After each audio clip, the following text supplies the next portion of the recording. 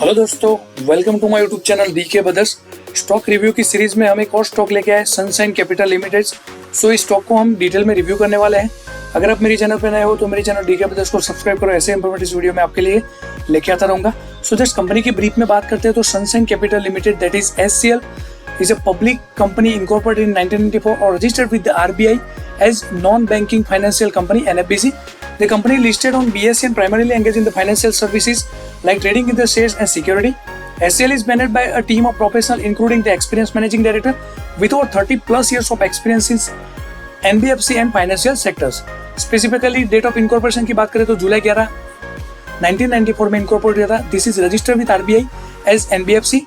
The company's core business is including trading in the shares and security along with other financial services such as loans and advances.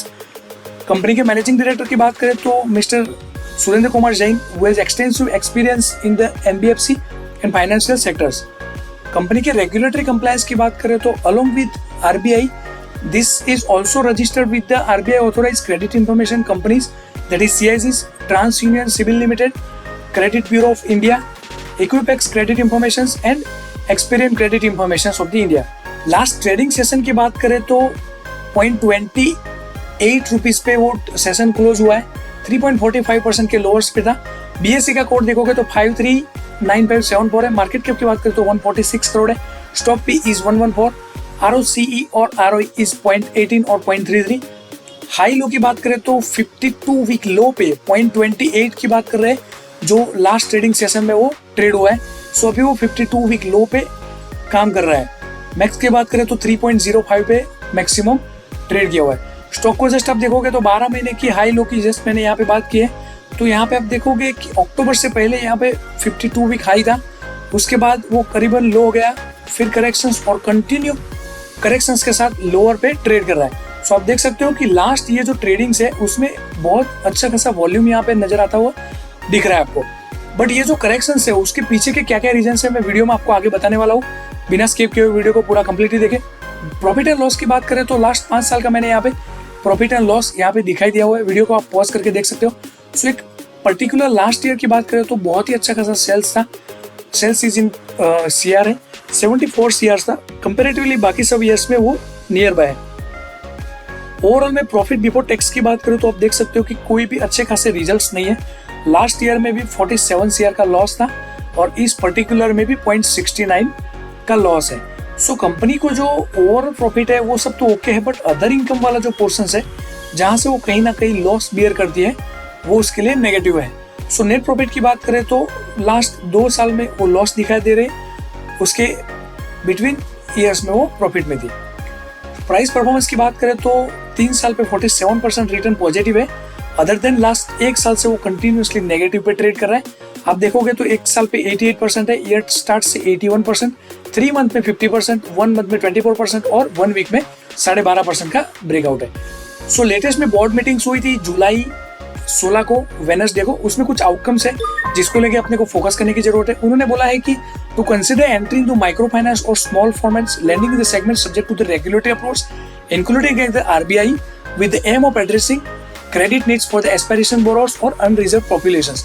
सो यहाँ पे वो कहीं ना कहीं बोल सकते हैं कि हम माइक्रो फाइनेंस और स्मॉल फॉर्मेट लेंडिंग करना चाहते हैं. वहाँ पे RBI का अप्रूवल के लिए वो जाने वाले हैं. Consider the unified corporate identity, वो यहाँ पे रिटेल सेंट्रिक बिजनेस में अपना एक ब्रांड वैल्यू के साथ उसको मार्केटिंग करना चाहते हैं. To evaluate and consider the fund raisings, यहाँ पे उन्होंने बहुत बड़ी डिक्लेरेशंस दी है कि अभी वो इक्विटी शेयर्स और eligible securities presenting the link और इक्विटी शेयर्स, यहाँ पे वो फंड रेजिंग्स करने वाले हैं. सो उनको जो रिक्वायरमेंट्स है फाइनेंशियल वो यहाँ से वो मार्केट में उठाने वाले हैं. नेक्स्ट मैं आपको एक ऐसे रीजन बताने जा रहा हूँ जिसकी वजह से वो कंटिन्यूसली डाउन फॉर है और डिक्लाइन कर रहा है. सो उसके पीछे के 5 इंपॉर्टेंट रीजंस आप यहाँ पे देख सकते हो, जैसे इंटेंस सेलिंग प्रेशर और bearish movement. So stock hits 52 week low of 0.20 reflecting the significance investor pessimism. Over the last month, it drops approximately 24%. However, the Sensex was dropped only 0.6%. So the technical indicators indicate कर रहे हैं the sales has fallen below its all moving average of 520, 50, 100 and 200 days. That is a classical signal for the bearish moment. अगर बात करें तो मार्च 2025 में quarter, so the company reported consolidated net loss of 7.9 crore. That is a sharp contest to the recent profitability. इसके against में भी the net sales plunge near by 92%। So वो भी एक नेगेटिव है कि 92% का सेल्स ड्रॉप हुआ है, that is severely weakening the investors confidence.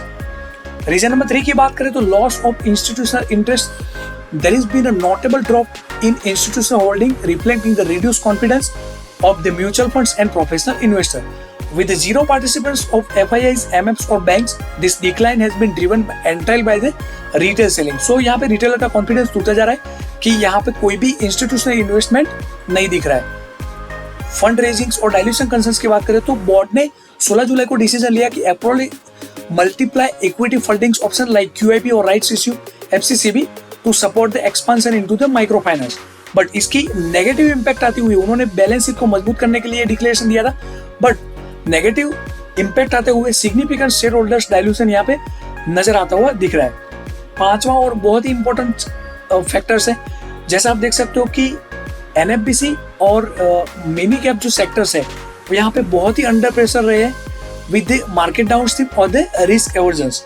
Furthermore 2025 का जो मार्केट करेक्शन हुआ है जनवरी से लेकर टिल डेट तक, उसमें सबसे ज्यादा जो इम्पैक्ट आई है वो स्मॉल कैप में आई है, particularly hard it is dipping the slums. So जो भी स्मॉल स्टॉक्स है उनको यहाँ पे ज्यादा इम्पैक्ट आए हुए। एक्सपेक्ट करता हूँ आपको यहाँ पे क्लैरिटी आई होगी।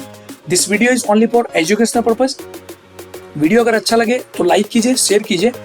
कुछ भी कमेंट है तो आप वीडियो के नीचे कमेंट कर सकते हो, और अगर आप किसी टॉपिक पे कमेंट या किसी टॉपिक पे वीडियो चाहते हो तो आप नीचे लिख सकते हो, मैं आपके लिए स्पेसिफिकली वीडियो बनाऊंगा। Subscribe my YouTube channel DK brothers, ऐसे इंफॉर्मेटिव वीडियो में आपके लिए लेके आता रहूंगा। थैंक यू, मिलते हैं नेक्स्ट वीडियो में।